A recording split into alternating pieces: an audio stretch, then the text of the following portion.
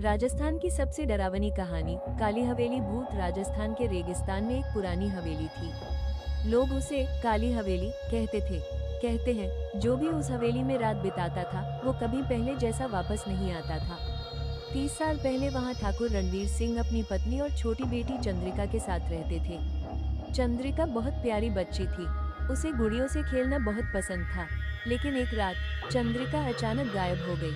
पूरा गांव उसे ढूंढता रहा, लेकिन उसका कोई पता नहीं चला।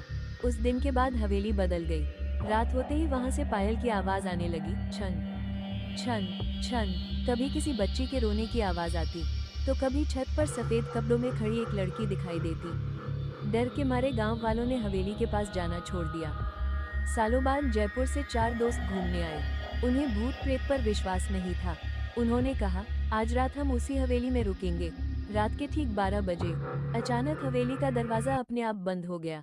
धड़ाम। चारों डर गए। तभी ऊपर से पायल की आवाज आई, छन छन छन। वे धीरे धीरे सीढ़ियां चढ़कर ऊपर पहुंचे।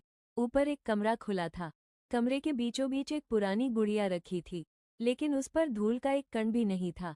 जैसे ही एक लड़के ने गुड़िया उठाई, पीछे से एक बच्ची की आवाज आई, मेरी गुड़िया क्यों उठाई? चारों ने पीछे मुड़कर देखा। सफेद घाघरा पहने एक छोटी लड़की खड़ी थी। उसके बाल बिखरे हुए थे और उसकी आंखें पूरी काली थीं। एक लड़का डर के मारे भागने लगा, लेकिन नीचे जाने वाली सीढ़ियां गायब हो चुकी थीं। अब वहां सिर्फ अंधेरा था। अचानक दीवारों से फुसफुसाहट आने लगी, यहीं रहो, यहीं रहो। मोबाइल की टॉर्च जलाने पर उन्होंने देखा, दीवार पर खून से लिखा था, चंद्रिका अभी भी खेलना चाहती है। अचानक कमरे का दरवाजा बंद हो गया।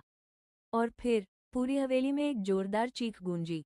अगली सुबह गांव वालों को हवेली के बाहर सिर्फ 4 मोबाइल मिले, लेकिन चारों दोस्त कभी नहीं मिले। आज भी लोग कहते हैं, अगर आधी रात को उस हवेली के पास जाओ, तो एक बच्ची की आवाज सुनाई देती है, मेरी गुड़िया मिली क्या?